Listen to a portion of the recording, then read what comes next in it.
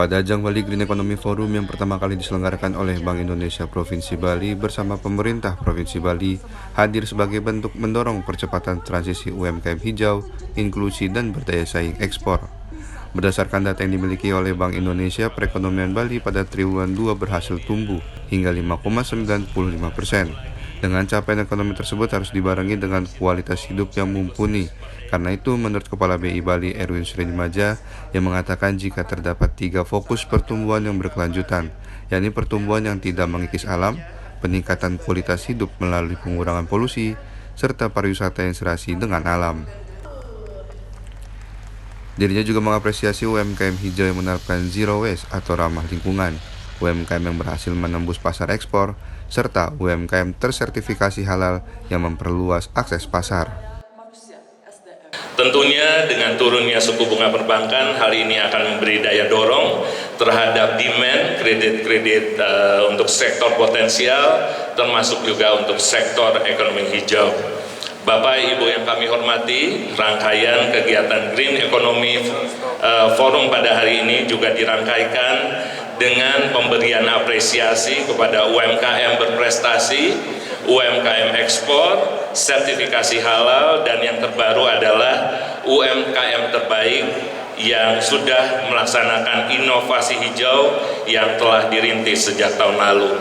Para UMKM ini kami berterima kasih sudah bersama Bank Indonesia dan juga pemerintah daerah untuk terus memperluas akses pasarnya, mengembangkan kapabilitasnya, dan juga terus mendorong produk-produk UMKM Bali ini semakin dikenal, tidak hanya di nasional tapi juga dunia. Deputi Bidang Pengembangan Strategis Ekonomi Kreatif Kemenparekraf Cecep Rukendi menautkan ekonomi kreatif dengan ekonomi hijau. Menurutnya, ekonomi kreatif menjadi daya dorong pertumbuhan baru mendampingi pariwisata atau sektor real, serta menyoroti terobosan pembiayaan berbasis kekayaan intelektual. Kekayaan intelektual itu bisa menjadi jaminan untuk mendapatkan pinjaman. Nah, untuk merealisasikan itu, kami di Kementerian Ekonomi Kreatif juga sudah mengeluarkan Peraturan Menteri Ekonomi Kreatif Nomor 6 Tahun 2025 yang mengatur tentang penilai kekayaan intelektual. Kalau appraisal atau valuator selama ini hanya bisa memvaluasi bisnis, memvaluasi properti untuk menjadi jaminan pinjaman.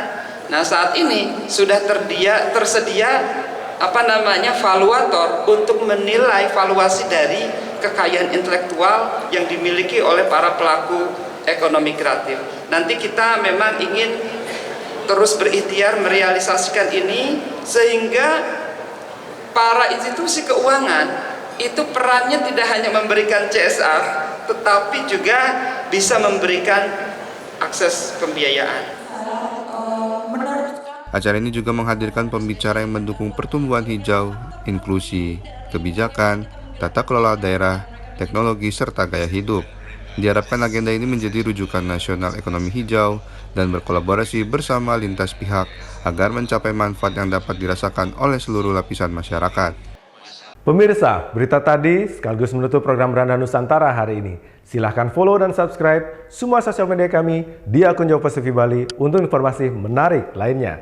Saya Novara Krisna mewakili seluruh kerabat kerja yang bertugas mengucapkan banyak terima kasih atas kebersamaan Anda.